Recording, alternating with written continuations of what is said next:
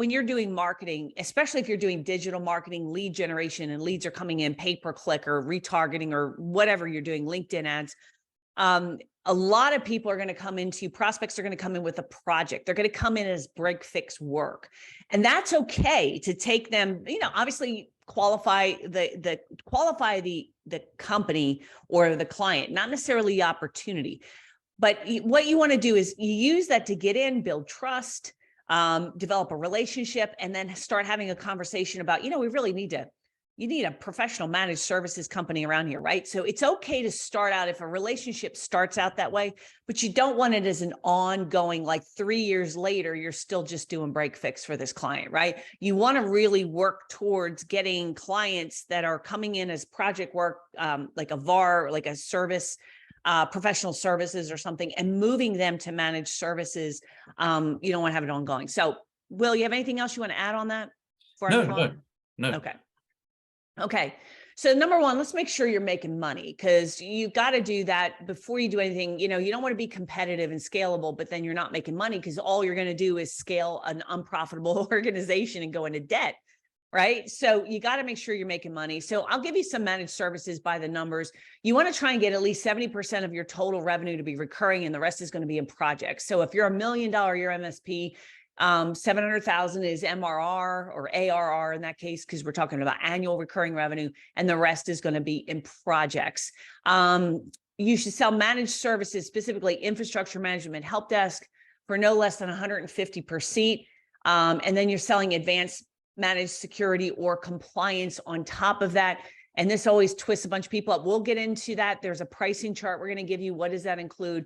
Yeah, I mean, it is different. If you're in Hattiesburg, Mississippi, it's going to be a little bit different than if you're in LA or New York City.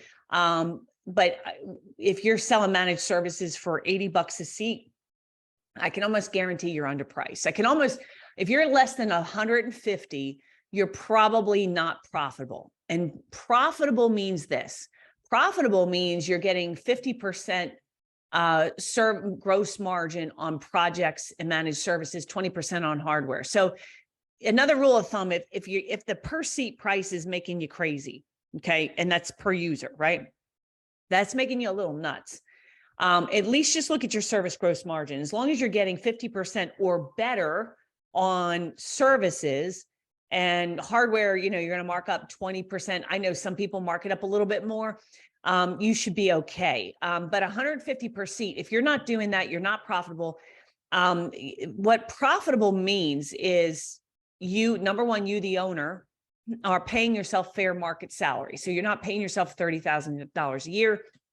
You're paying yourself anywhere from $100,000 a year up to $500,000 a year, as you get up into 10 million, 15, 20 million kind of range, right? So you're paying yourself fair market salary, and you are putting at least 10% to the bottom line EBITDA, meaning net profit after fair market salary, up to 20%.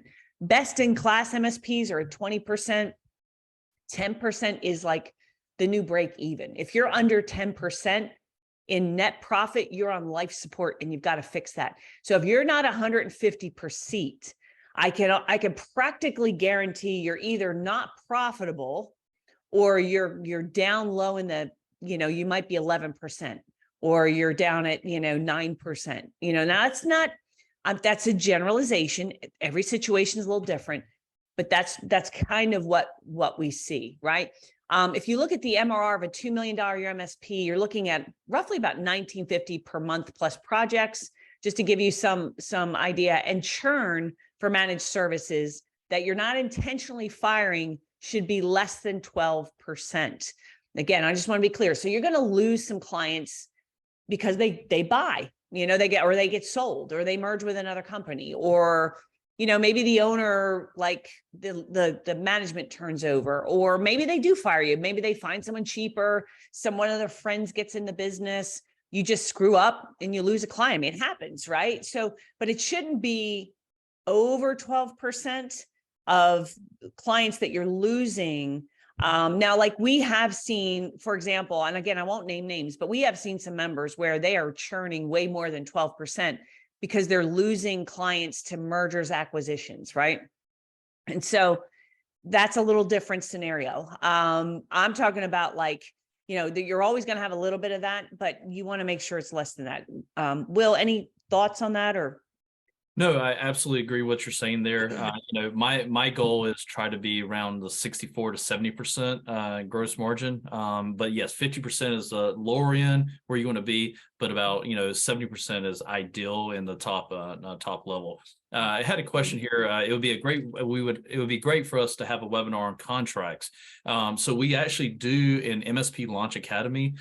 We do Contracts 101 that we cover all the types of contracts that MSP should have. So if you're a member, definitely go see that on the dashboard. If not, definitely sign up for that. And then we're getting questions about what's the 150 per seat include. And when I come to the dollar amount, right?